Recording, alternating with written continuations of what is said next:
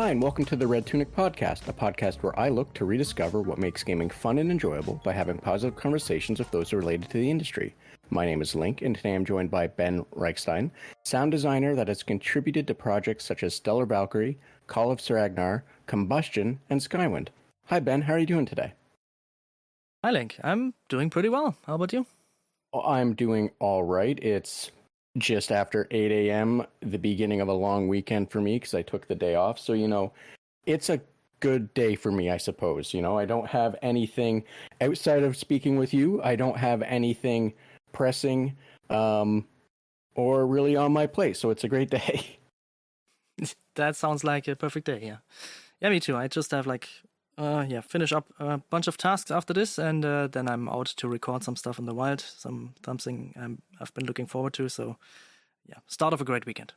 And that's great to hear. I'm glad that you're gonna have a start to a great weekend. And I heard from your podcast that you do, Field and Foley, I believe is the proper order. I apologize if it's the other way around. That's the right one, yeah. Awesome. I'm glad I got the order correct. That one of the things that you do is you have like a Google map and you plot out where you want to go and all that. And I thought that was a really interesting thing. And so hopefully, I don't know if that's the case in this time when you're going to be trying to get recording stuff, but hopefully you have like a nice let's say walk or what have you plotted out.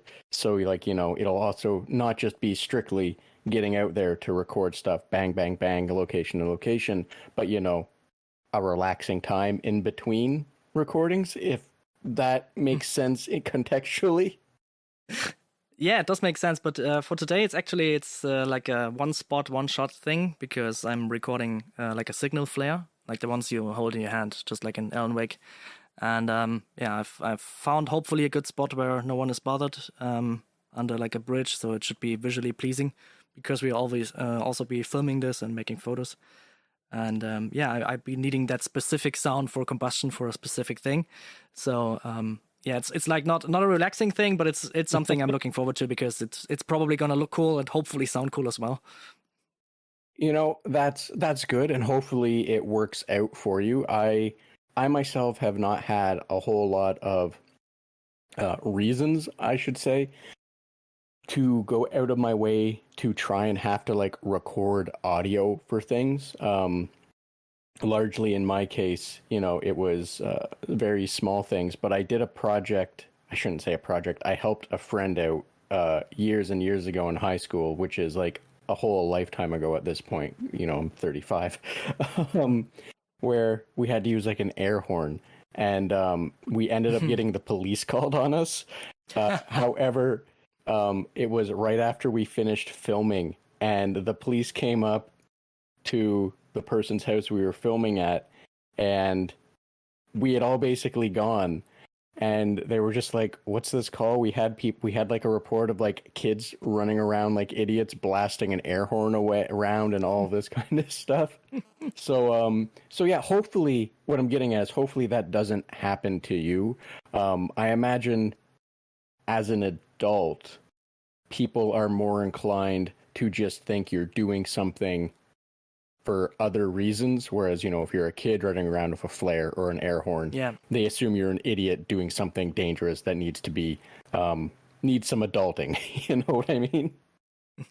Yeah, hopefully. And as I said, I have a friend of mine with me that films me, so it should look at least semi-professional. So hopefully that's also a bonus. Fingers crossed for you. Like I don't know what the police are like in Germany to respond to that stuff. I don't know what they're like. It's technically legal, so hopefully there won't be no issues at all. But you never know. I mean, someone could mistake it for a fire or something and then call them. So yeah, I will tell you how it went. Awesome, thank you. And hopefully no one mistakes it for a fire. Right now, actually, I don't know. Like it's probably not bad for you. However, I have heard in the news that it's affecting Europe, but like there's some massive fires just like 20, 30 an hour north of me kind of thing right now. That's like blanketing the entire North American continent, more or less, in like thick smoke. And earlier in the week, a lot of that smoke went straight up into like the stratosphere and then shifted over to Europe. I don't think it's affecting you, but what I'm getting at is I imagine if someone saw one of us running around with a flare here, it would be a very high panic just because we already have enough fires. Yeah, I see. You're already in the state of alertness then, yeah. Yeah, hopefully we don't have that in the near future, but I feel it's getting closer and closer to where I live as well. So yeah, we'll see. So Ben, before we get started as well, not to shift from, having a nice little pleasant conversation here, but would you mind telling me and anyone that's listening a little bit about yourself, just so we have a better idea of who you are? Yeah, sure. So my name is Ben, as you already heard, and I'm turning 40 next year, and for most of my career, I've been a programmer. So I've learned programming as my first job, and I've been a programmer for I think 13, 14 years or something. And about 6 years ago, I started to shift into sound design. Still in transition phase, but now I'm doing it professionally as well. I have my own little company, and especially doing sound design for video games, and even more, especially like the niche of a niche. I'm very, very interested and passionate about field recording. That means like going out into nature or somewhere special and recording stuff you can't record in a studio, like a waterfall, for example, or explosions. And also the foley part, which is, it used to be that movies got live synchronized by people just making the sounds while the movie without sound played. And later on it was like, or still is, that for big movies you have a foley department that does all the, I would say, non-sound effect sounds. So like footsteps, doors opening, clothes rustling, stuff like that is considered foley. And this is also, in my opinion, something that should be used more in games, and it is being used more in the last few years, especially. Like a good example is the newest God of War, the Ragnarok one, that had like a whole foley team just for that, and I think you can really feel the difference if you have like this whole soundscape and it's like really grounded in reality.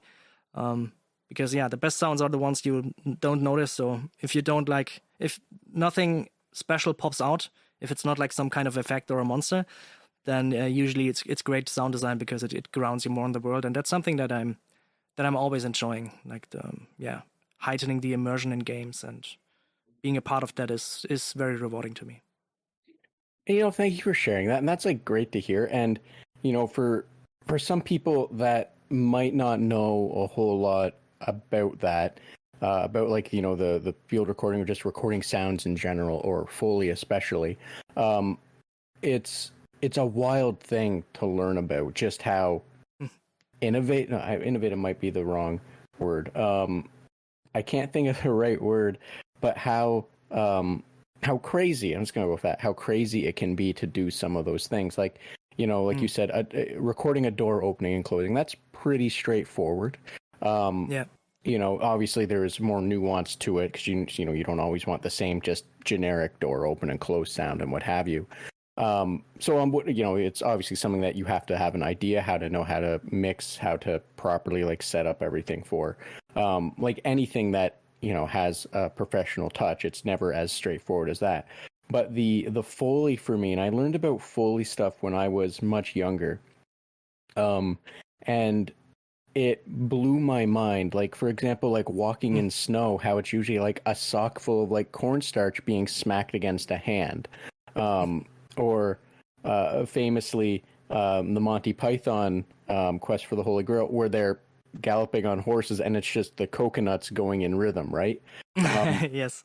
Yeah. So what I'm getting is like anyone who doesn't know what Foley is, or have a more better idea, like Foley is absolutely wild, and like you said, it's so important to help. Like it's invisible almost. Like you don't notice it when it's there, but you notice it when it's not. And it's absolutely wild to think of just all like what you have to do to help people be grounded in that reality. And like it's not as simple as just like going and recording stepping in snow and such, because if you need snow sounds in the middle of like June, where are you going to get snow sounds, right? Yeah.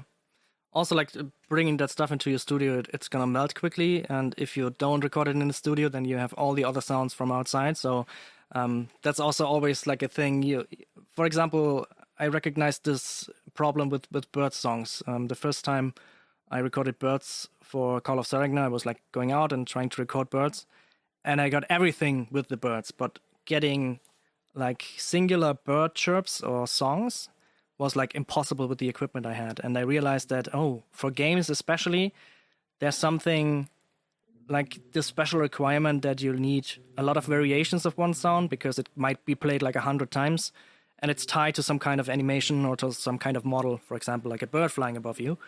And it's a bit different than from movies where you have like the soundscapes and you can work a bit more, I would say, like freely with more recordings and don't need as much of those singular things. But for example, if you do a creature for a movie, you might have like this one creature fight with this one special creature for 15 minutes and then it's over. But for a game, this could be a creature that has like 40, 50, 60 different sounds because it has like pain and it has like panic and has like death sounds and anger sounds and startled sounds. And then there might be 3 or 4 variations of that creature with like a poison attack or like a dark version or something else. So you need a lot more, and you need a lot more of them isolated. And that's where like the field and Foley recording really like opened up to me and got interesting. And that's where like the craft comes in, and where you have to like find out how to record certain things or how to maybe even fake certain things.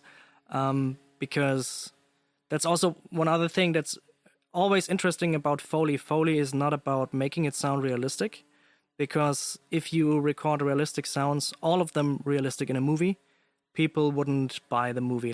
They wouldn't be immersed, because we are, for example, used to when someone pulls out a sword to that shing sound that you hear. And with a real sword, I actually bought a real sword to make some sword sounds, and I was like really excited. And the first time I handled it, I was like, right, yeah, real sounds don't sound like that, and especially not like in the old samurai movies. So there's like a special sword. It's called like a Foley sword, which is essentially just a thin metal bent, and so it vibrates and swings a lot more. So if you pick this one up, then it sounds just like in the movies, just like that ringing sound. But it's totally not the sword you see on screen, never. And the same thing with, for example, with pistols in movies. For example, we have this preconceived notion of how loud and how crazy those pistols sound, and in reality, they don't sound just like that. And also then there's the problem of how do you record it, because every microphone records something different, and it's not the same thing you hear in your ear. And then you have the whole thing of, I could go on forever. I mean, there's also psychoacoustics involved, and sometimes, depending on context, sounds do sound different, and you as a viewer expect them to sound different. And it's a crazy rabbit hole to go into.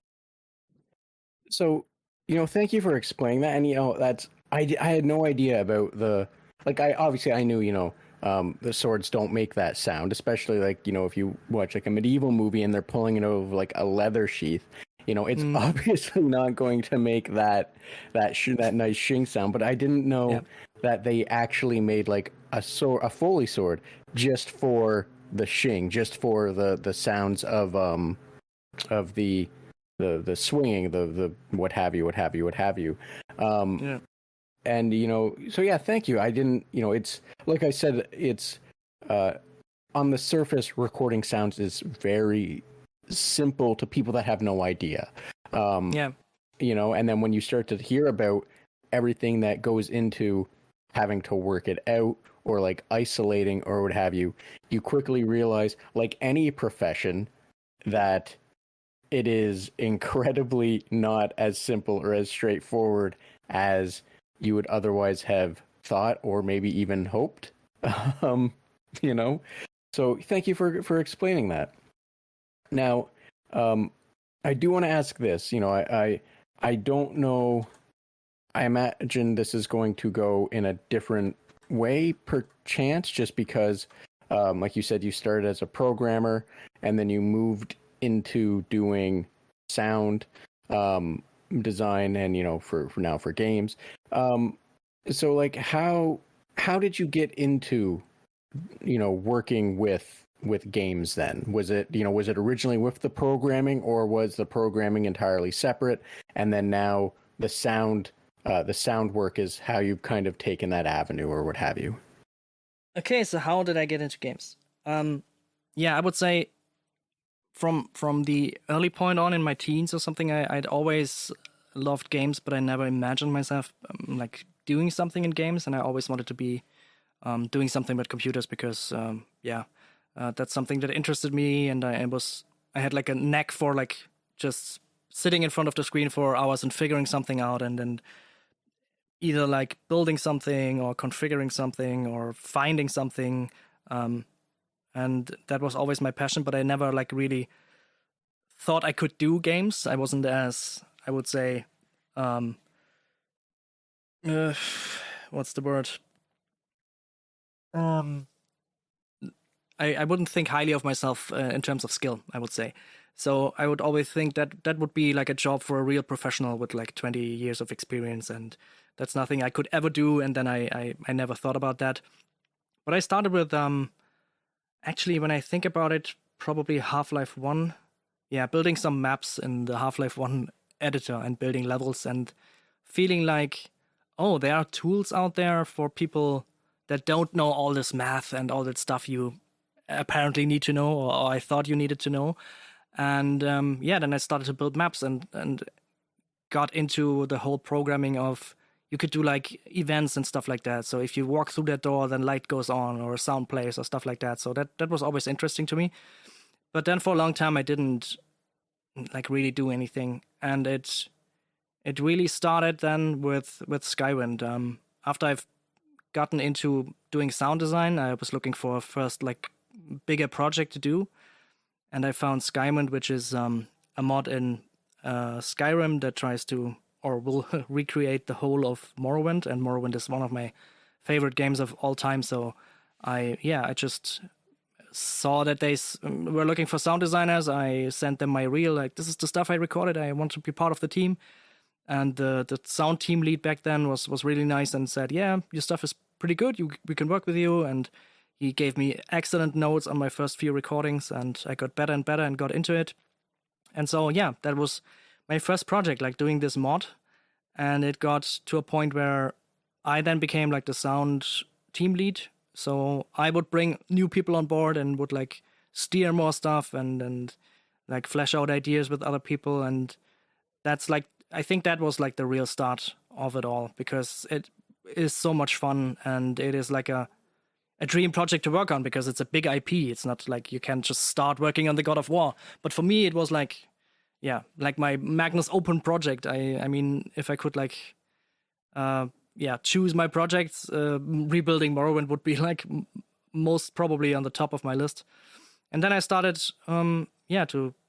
to really get this pull in me that I wanted to do sound for games, and that's what I wanted to do. And it got more and more intense. I got more into microphones, different microphones, techniques, and starting to do stuff like that. And then I found this project on Twitter, Call of Saregnar, which is like this 90s inspired, almost like Betrayal of Krondor, reimagining. I mean, new story, new world, but it's like the same core values, and it has this very special look and feel to it that already grabbed my attention. And the lead developer Damian has an excellent composer named Tony Manfredonia, who does excellent orchestral score.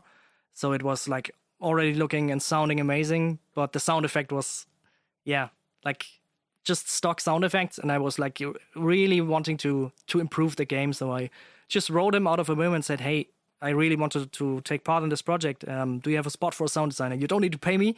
I just want to make like this project happen.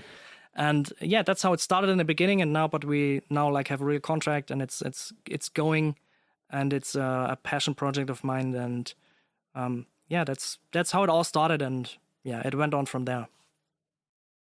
So thank you for sharing that. And it's really interesting, because I think a lot of people at some point or another had the same kind of like mindset or the view for what it is that makes a game maker, right? That like it has to be this person that is crazy smart, that knows how to do, all of the physics, math, and all of this stuff, and like from especially back then, now I think it's a little more approachable or easier to learn how approachable it can be. And I don't mean that in a negative way when I say that, like to people getting into it now or what have you. But, it's just, you're turning 40, I'm 35.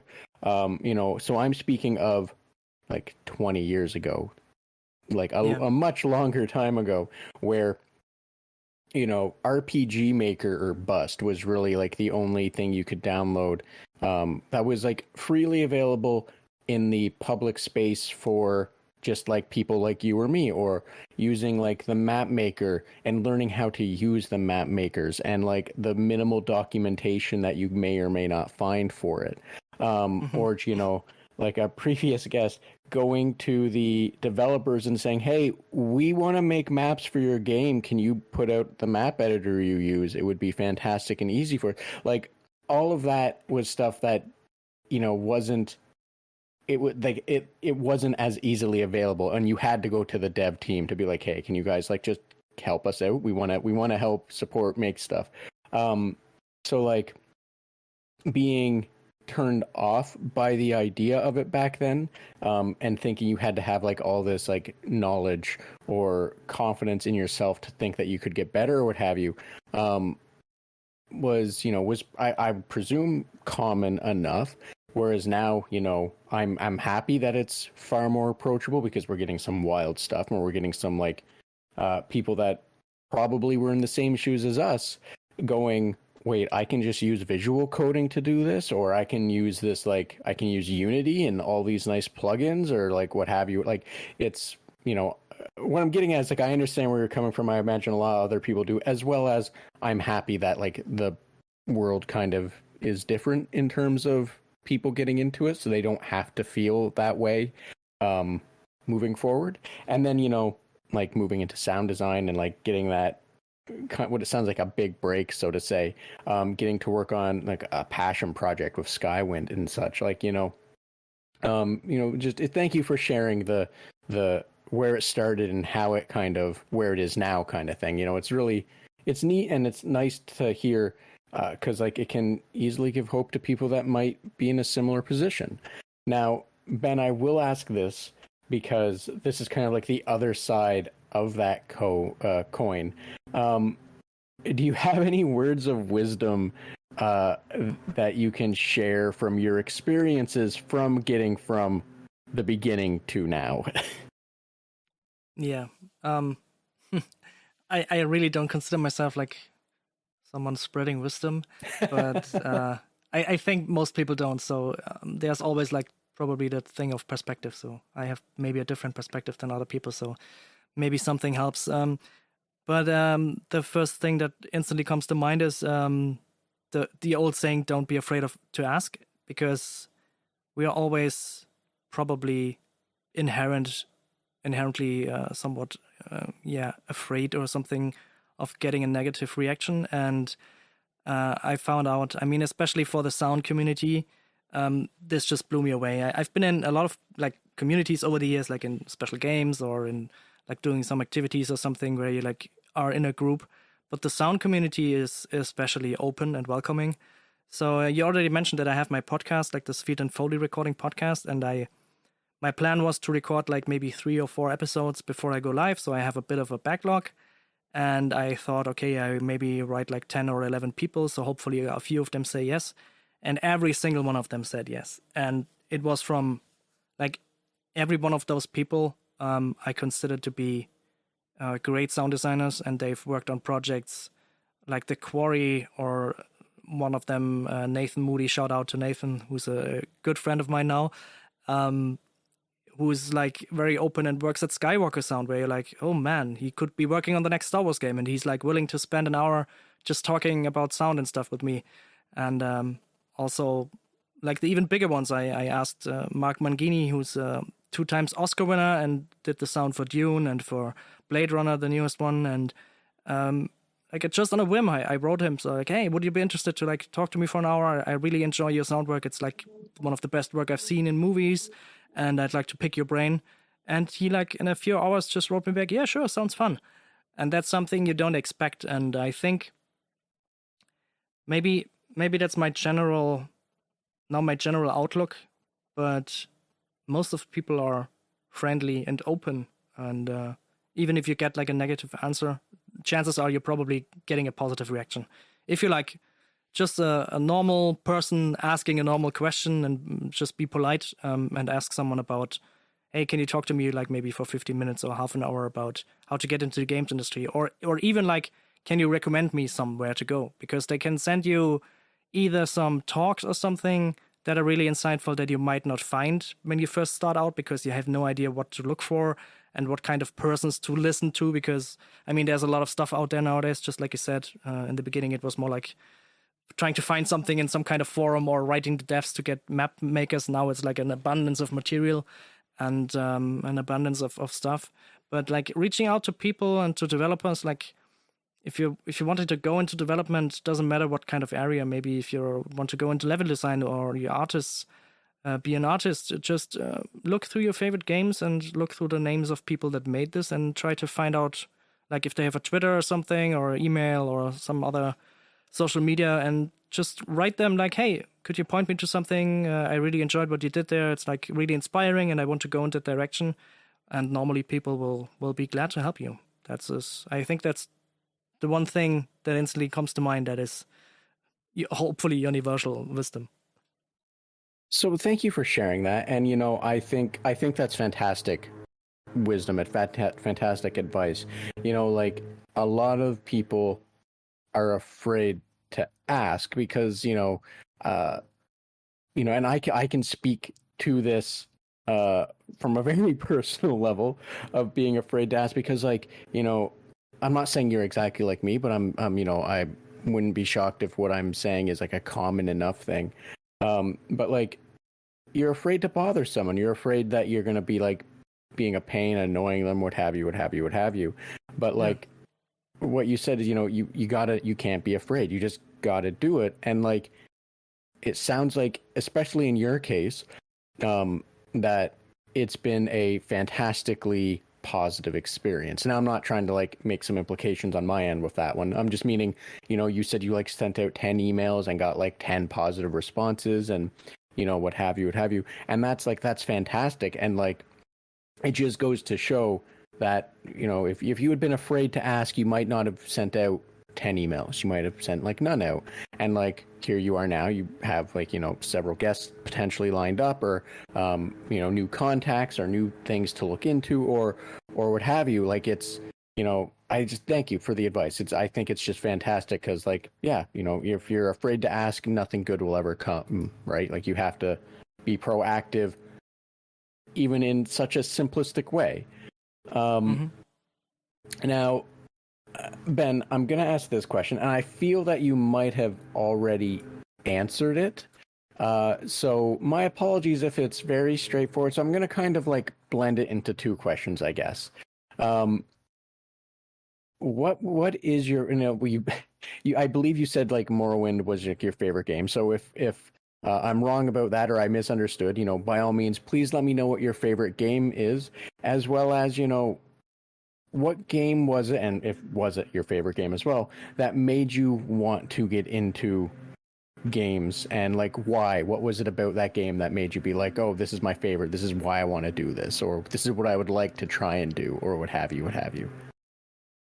Yeah, I would say that's always like a bit of a hard question to answer, because I don't have like one favorite thing, but I have like several, depends on the time and place in my life or something. But yeah, just like I said, I think in the beginning, like one of the first ones where I was really like, this is like the best game ever, was Morrowind, because I haven't seen something like that back then, and it was just so weird and otherworldly, and then it broke the fourth wall, and it did so many things that games didn't do back then. So that was something what it constantly surprised me and engaged me, and just I was just in awe of that game. And I think after that, even it probably was Final Fantasy VII for sure, because I think that's the first game that made me cry. Don't want to spoil because you now have the remake, so maybe someone hasn't played it. But the story and the intensity of it was really great to me. And I would say after that, like from now, probably one of my favorite games. I know it's like a popular opinion nowadays, but I think it's Dark Souls. My love for it started with Demon Souls. Actually, that's the first game I played, but Dark Souls was the one that really like showed me this interesting thing of like bringing reality into the game. And what I mean by that is that for me, when I played this game and I learned about that in this world you have people that try and fail and they slowly go insane.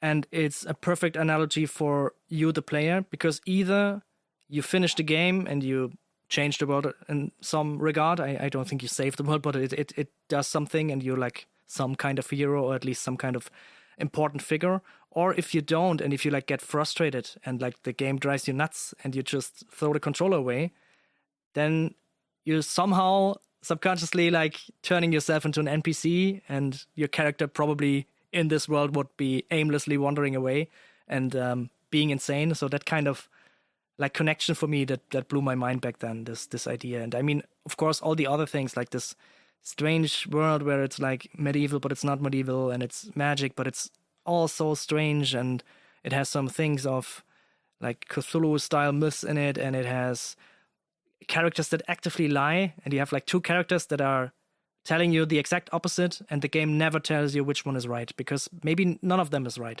And all those things, that was something that's constantly interesting me, and that's something that constantly interesting me about games, because I mean, it's nice to play some kind of AAA game, and I play them from time to time, so in between, and it's nice to have something very bombastic and cool looking or cool feeling mechanic. But where I think the medium truly shines is like those crevices where maybe an indie game or maybe also a double or AAA game can get something really new and really exciting out there and uses like everything it has at its disposal. Because you have those books that like follow you for years, and you have those movies that make your mind go around in circles and think about things. For example, Memento is something that was something very new back then. Or, I mean, we could go on about movies, but I think we all know those kind of movies that have something new, or like lie to the watcher, or the person that's like the protagonist lies to himself and it doesn't realize it until the end, or stuff like that. Something that hasn't been done before. And I feel in games, because you have this interactivity and sometimes even like online multiplayer, you can do many more things that we haven't yet explored. I just thinking about like Minecraft when it first started out, this like Lego type of playground, and then you could also do like servers where people could come together and build something together. I think there were also some kind of other games before that in that style, but that's what made it like really big, and people realized like this is something new, because it doesn't like, of course it has a story and some kind of ending, but it's not the thing of the game. The game is like the collaborative experimenting and building something, or even just like spending alone countless hours building a big castle, or looking how far you can like push the system. And there's people that like are building computers inside of Minecraft and building Tetris, working Tetris inside of Minecraft with their own circuits in there. So everything that goes into this direction of breaking a new barrier, either like story-wise or gameplay-wise, or something else where you could like not really put your finger on there, that's always like really interesting to me. And fortunately, there are a lot of examples I can think of in the last few years. I think Disco Elysium was a big hit, fortunately, and it's also like something very special. I don't think it has any specific game mechanic that makes it special, because it's just like back then, more or less like a point-and-click slight RPG game with some random encounters, random chance throws, but it did it in a way and in a style that hasn't been done before, and that really brings something new to the table. And that's something what constantly motivates me and tells me that there's space for more of that kind of stuff. And yeah. So, thank you for walking me through like those, your approach. I don't know if approach is the right word there, but down that lane, I guess. And I understand what you're saying, and like to comment or jump off of Dark Souls or Demon Souls or what have you. That's a very good point, and I think that's what draws a lot of people to it is like just the world in general, like the how it's not exactly straightforward, and it's obfuscated enough that you aren't gonna get it unless you go looking. But when you go looking, things start to make a lot of sense, and it's a really interesting story approach. I know a lot of other games have kind of taken a swing at it in the last handful of years since Demon Souls really sprung off.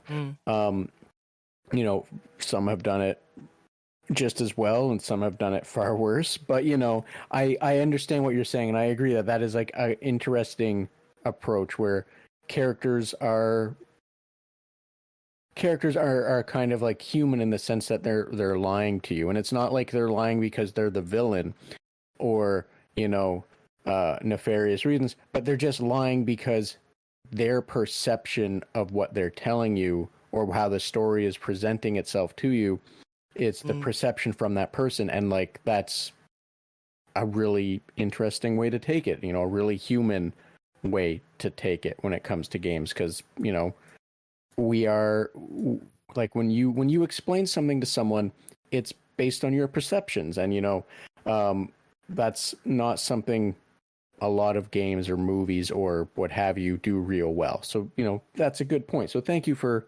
bringing that one up. I like that point, especially from everything you said. Now, Ben, I do want to ask this. We've jumping off of Morrowind, Final Fantasy VII, the Souls games, I guess, encapsulate them there maybe. But was there a game that you enjoyed that you feel did not get enough credit, or didn't get enough attention, or however you would like to interpret that and run with it? Yeah, definitely. I mean, I don't know if I mentioned this one already, but it's also one of my favorite games is Soma. It's this underwater science fiction psychological thing that just, when I played it, I really, when I finished the conclusion, I almost didn't want to like go further, and it was such an intense feeling, and I just love that game Soma, and those kind of games that go into this direction, I feel are somehow oftentimes like indie hits or something, and then they get lost. And if I talk to people and they haven't heard of Soma, I urge everyone to play it. If you haven't played Soma, please play it. And it's also very, very important that you don't watch a let's play, but you control the character yourself. Even if the mechanics might be not your thing, but the story is absolutely worth it. It's one of the best stories that's ever been told in a video game, in my opinion. And one of the newer ones that's, I think when it came out, end of May. It's very new. It's called Stasis Bone Totem, or Stasis. It's the second part of the Stasis game. The first one was, I think, from 2015 or something. It's like an isometric point and click sci-fi horror game, and I really like the first one, but especially it's now the second one, Bone Totem, is just amazing in terms of immersion and in terms of production quality. Because if you look through it and maybe watch a video or something, and you see there's cutscenes in there, and you think okay, yeah, it's a nice AA game or something. But if you then look at the developer, it's two brothers. So all the cutscenes in the game was done by just one person in the living room, doing motion capture with their phone and acting all the characters out, and then just doing that all in, I think, Unreal Engine or Unity. I'm not sure, but it just blew me away how much love there is in this game, and how you can really feel like they are passionate about this game and what they achieved as a very small team. Because it's just a massively great game, and I feel probably the release has gone under somewhat. It has great reviews on Steam, but I feel like it should be way more people should play this game because it's just great. So if you're like into sci-fi horror things, then that's probably the perfect game for you. So, thank you for that. I never heard of Stasis, and, I did a quick look while you were explaining it and talking about it. Mm-hmm. And, it on paper, on the surface, it looks like it would be an interesting game. It kind of, the point and clickiness of it, or I guess it looked very much like I'm going to say like Fallout, just because I don't know what the proper genre or term is for the Fallout games, and in my mind they're always just Fallout games.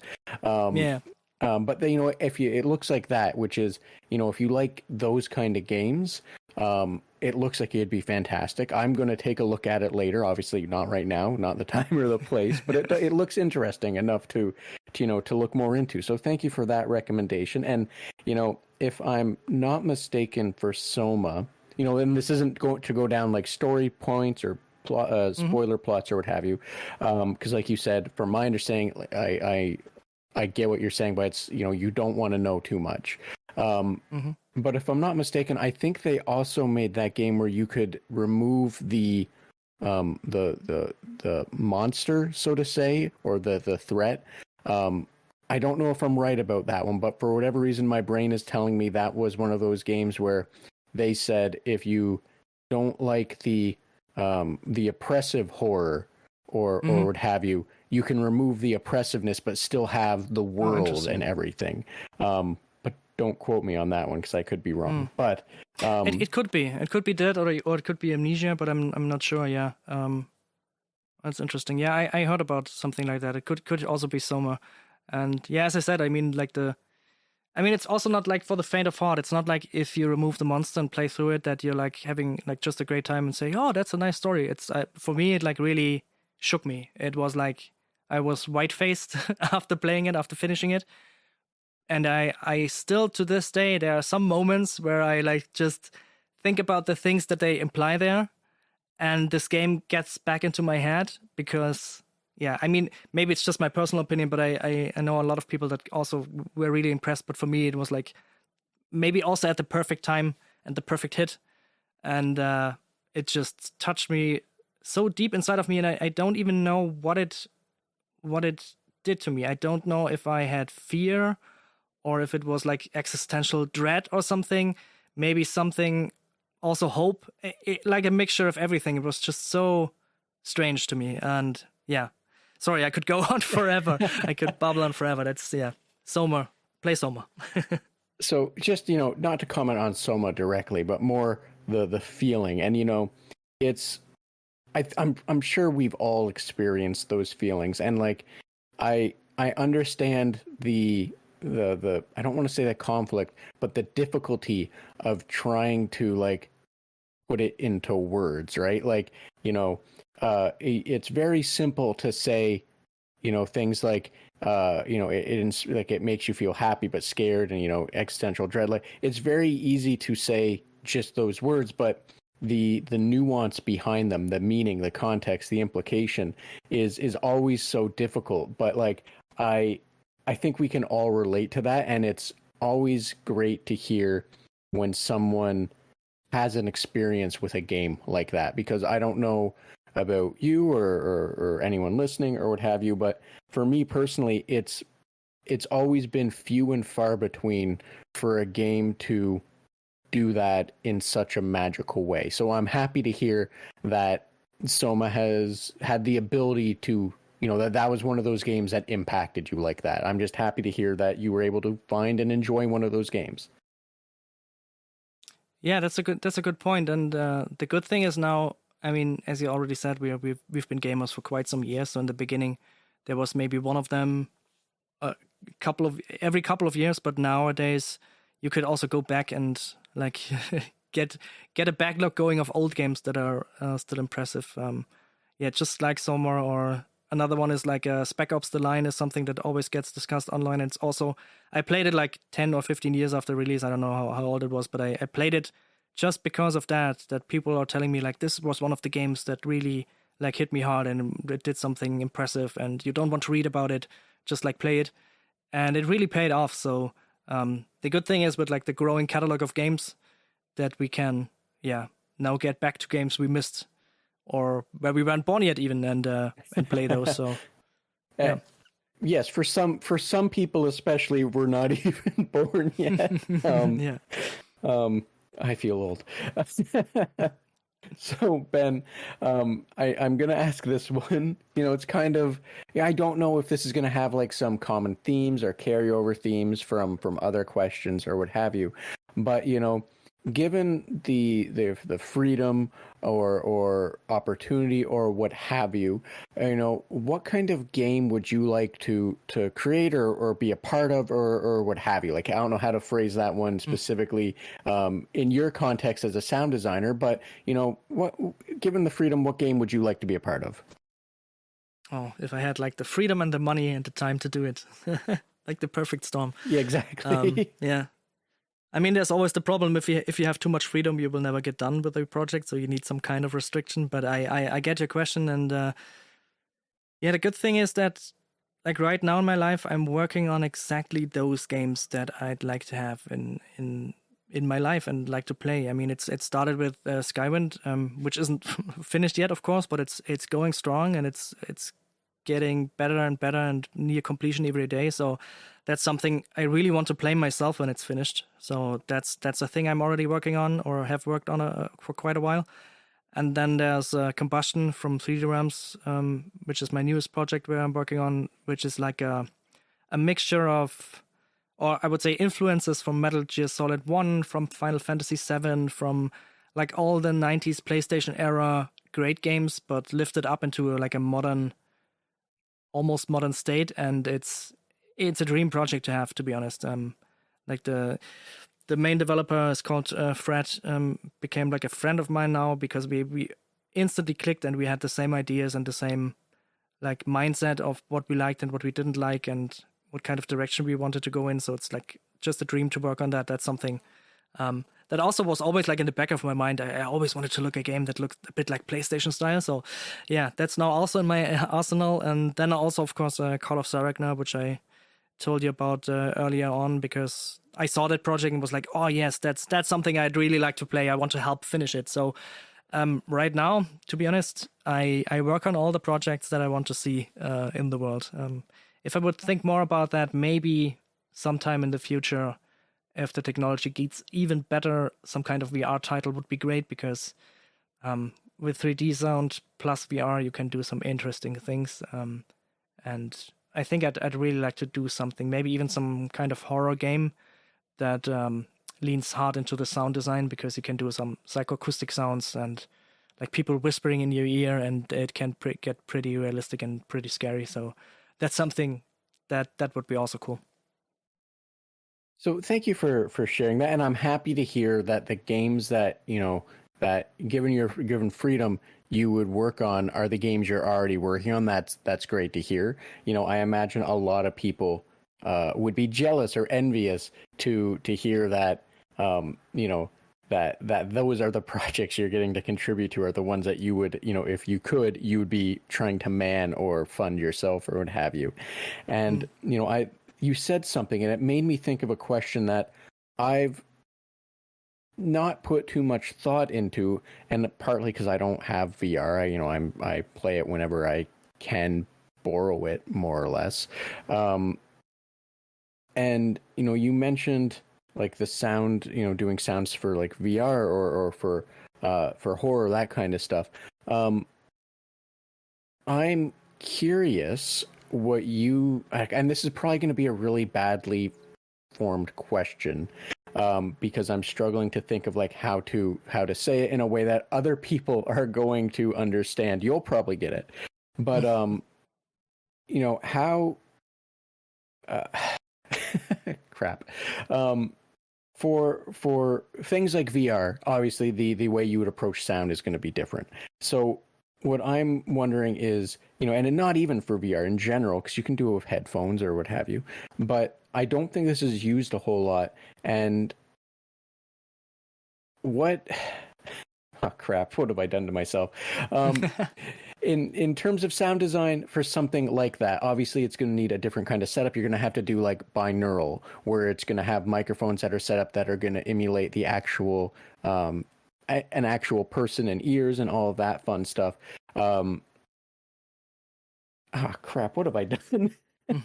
um, do you think that's going to be something that is approached a little more with the hopefully add like the more adoption of VR, with horror games kind of getting like another boom with the newer Amnesia game, which I'm sure will potentially lead to like another boom from other people wanting to do a similar thing again, similar to what Amnesia did 15 years ago now or so. So, like, the question really is, when it comes to sound design, recording, all of that fun stuff, how do you feel about the evolving technologies to do something with binaural audio that would allow for better immersion? Like, do you think that's going to be something that's picked up? Do you think that's something that you're excited to maybe explore with, or what have you? I'm sorry, that's a horrible question, and I don't know what I've just done to you. No, it's fine. Let me just like pick it apart one by one and go through it, because that's very interesting. Maybe just a very, very quick reminder for people that might not be familiar with the term binaural. Binaural recordings is essentially you have a microphone that's shaped like a hat with two ears, and there's two microphones in each ear, and it has like a certain distance between the ears, which is like I would say the standard distance between people's ears on average. And if you record it like that and listen back on headphones, it has an amazing like 3D effect. So the best way of testing this is there's a sound that I can share with you. You can put it in the notes if you want to.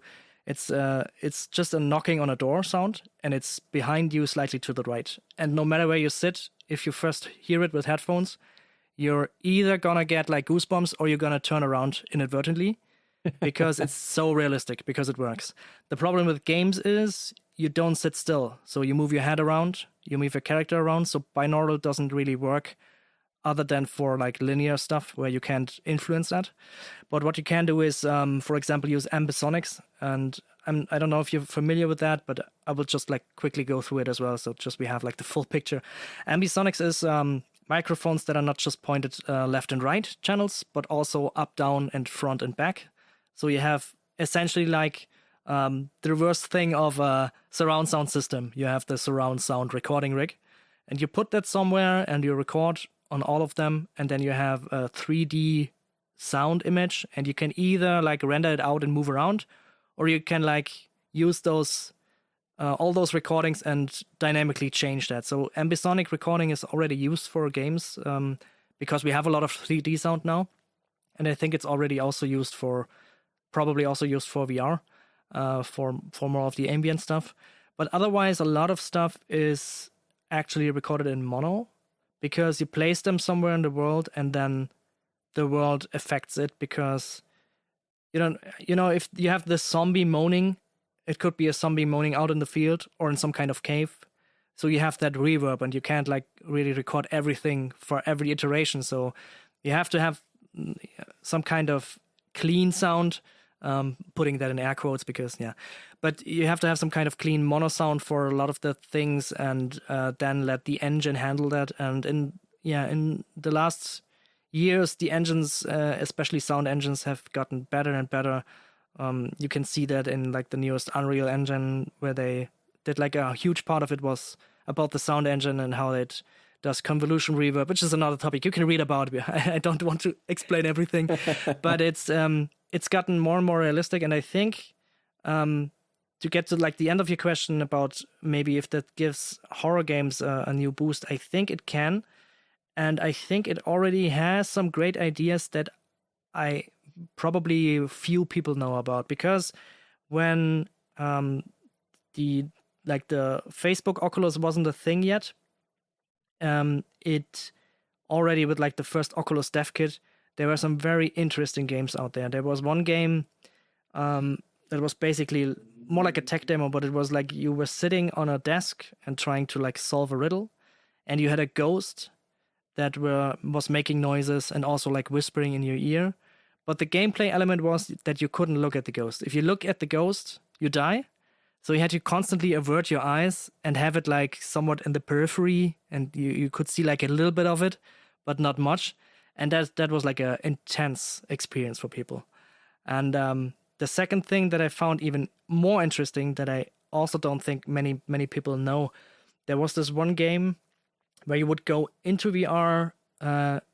You would be like in your home, in your living room, picking up a controller, and you would also need the controller for it, and playing a game in the game on the TV.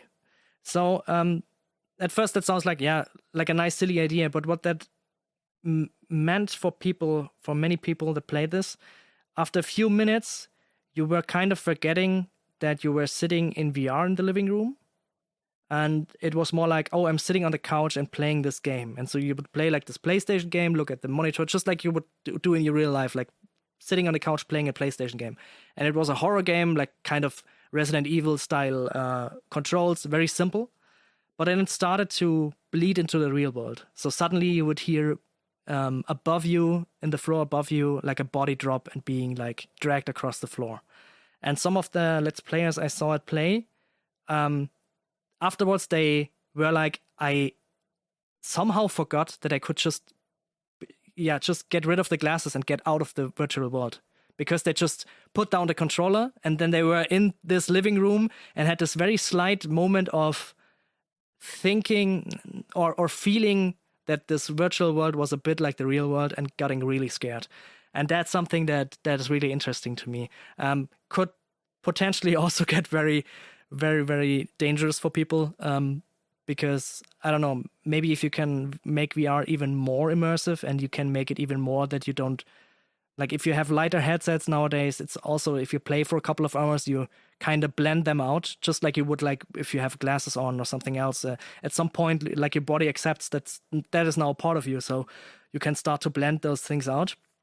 And that's where it gets into really immersive and interesting territory. And so I think, if VR gets like a second, third, or whatever point we are now, third, fifth wind, then I think especially for horror games, if we can even up the immersion more, this can get really great. We already have some examples. Resident Evil, for example, was pretty good in VR. I mean, it's still in the infancy, but it has some... I think it had some great effects if it worked as intended, and if not, you got those disconnects. What I mean by that, there's this one scene, like in the beginning of Final Fantasy, Resident Evil, where you get chased by someone, and your character puts his hand up across his face to like block someone attacking, and you get this knife stuck through your hand. And for me, I instinctively did the same. Like I put my hand up just like as the character put it up. So I got this effect of, for a split second, feeling pain in my palm. Just like very, very subtle, very sharp, short pain. And I was blown away. I was like, yeah, this is great. But as soon as you don't do that, you have this disconnect and it doesn't work anymore. So the technology isn't there yet exactly. So it's more like you have to like act out your character while you're playing, and you have somehow to know what he does for it to work. So we have still those gaps to do. But yeah, if this all gets like more dynamic, and if you have like dynamic things where you can move your hands always in real time, and characters like would just react to your body movements and to your way of doing stuff, then I think that's gonna be really interesting. But I think we're still way far away from that, because that's a lot of things to do and a lot of technology to build and input controls to build. And yeah, that was a long rumble.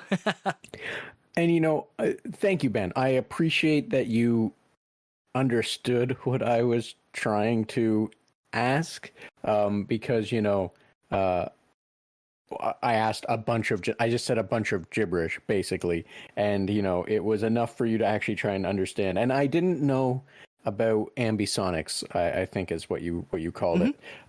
I didn't know about that. And like, you saying that, it makes far more sense why that would be easier to do than binaural, or, setting that up, or how recording in mono and then like, sticking the zombie in the cave and setting up the reverb and, what have you. So, thank you for walking me through and anyone else through that, because that's really interesting. And it's also a really good point about like the VR, how we're still a little bit of ways for preventing immersion breaking, as you pointed out with the holding your hand up, that if you don't do that, that's not what you do. It's you're gonna immediately kind of cut out.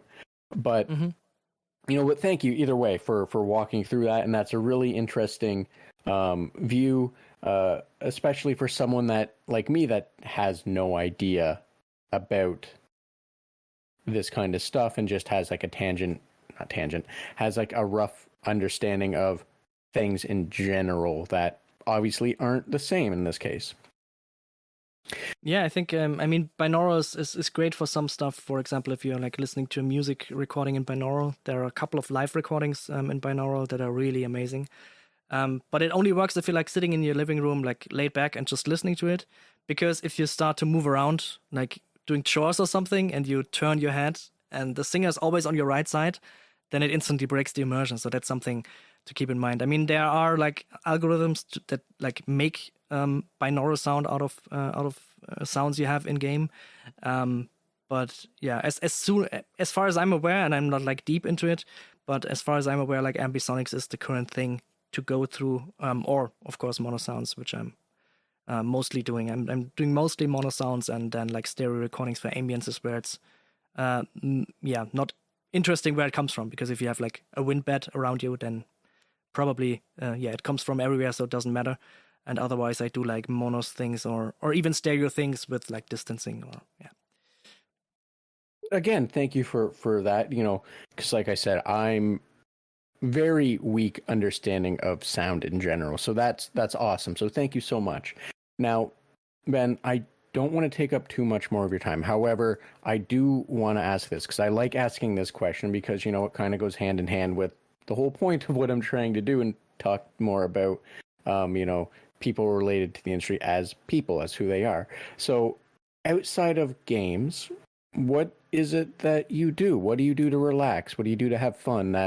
And if it is all game related, that is also completely valid. But, I like to ask just in case, you do something that's not game related and, it's a core part of who you are, Mm-hmm. Yeah, certainly. I mean, of course, gaming with my friends, especially like co-op games, is like currently the only thing where I play like a lot, because we like as a friend group just get into, currently we're playing with Valheim and we're just building stuff and just talking to each other, like just having fun.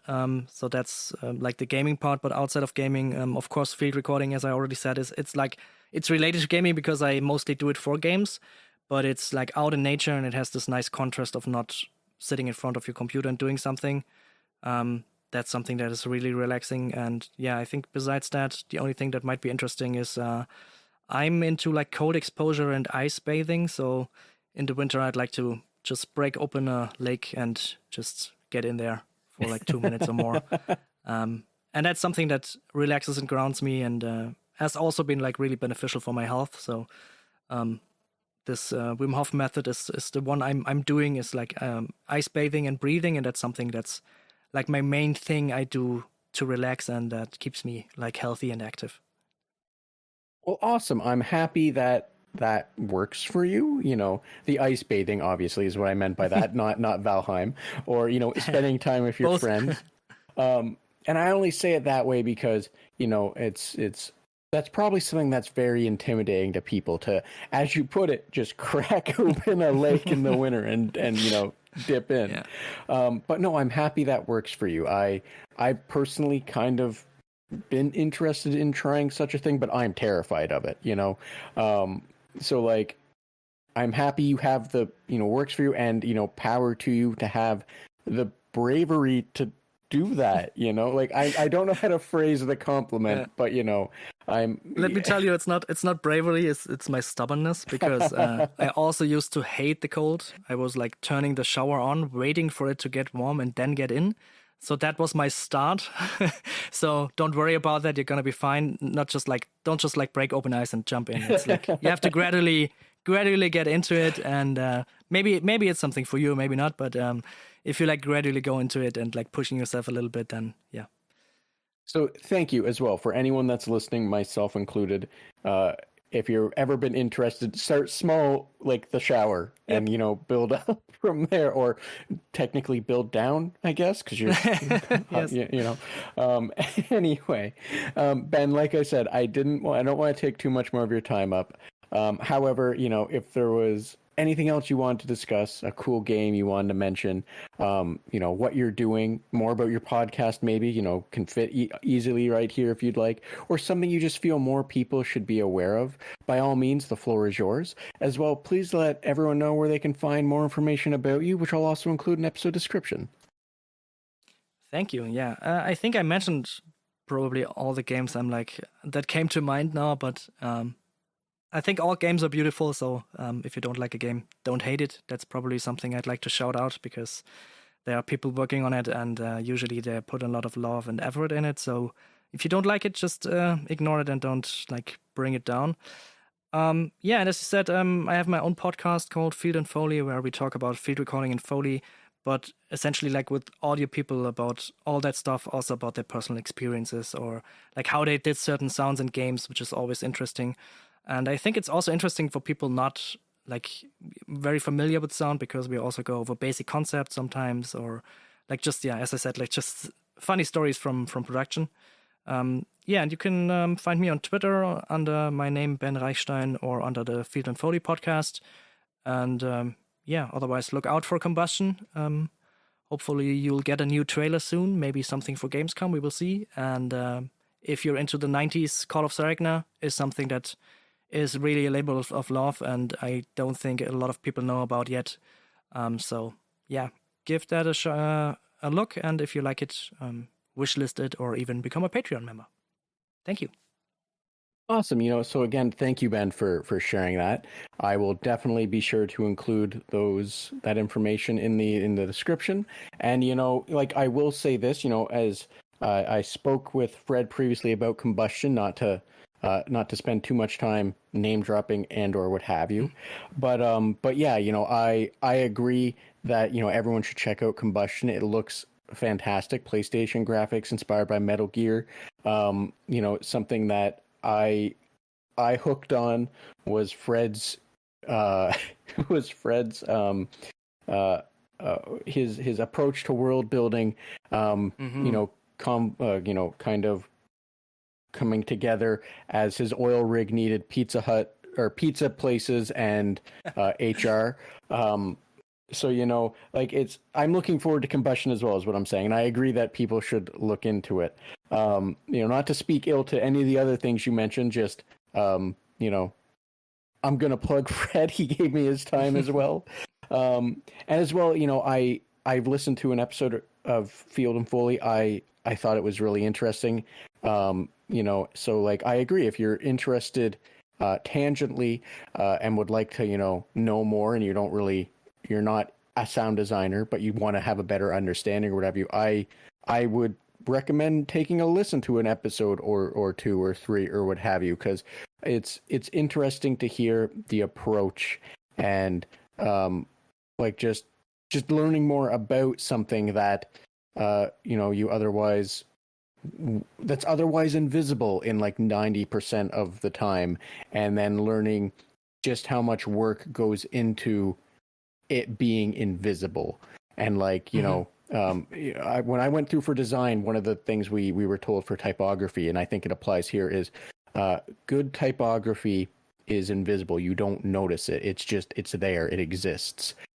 Bad typography stands out to everyone. And I think that's very applicable to sound design. When it's a good sound, it's there. It just exists and it helps, and it's, you don't think anything of it.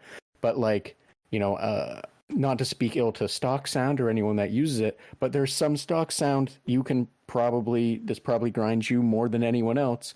But when it's a bad sound, when it's overused, when it's undermixed or what have you. So it's interesting to hear the approach is all I'm saying for Field and Foley to hear, how you stay invisible, so to say, as well as getting to hear interesting things like, creating a Google Maps setup for all of the waterfalls in your area that you can walk to easily, right?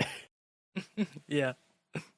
So, Ben, like I said, I don't want to take up too much more of your time, and I do want to let you get on with your day. So if there wasn't anything else, I'll let you get on with your Friday.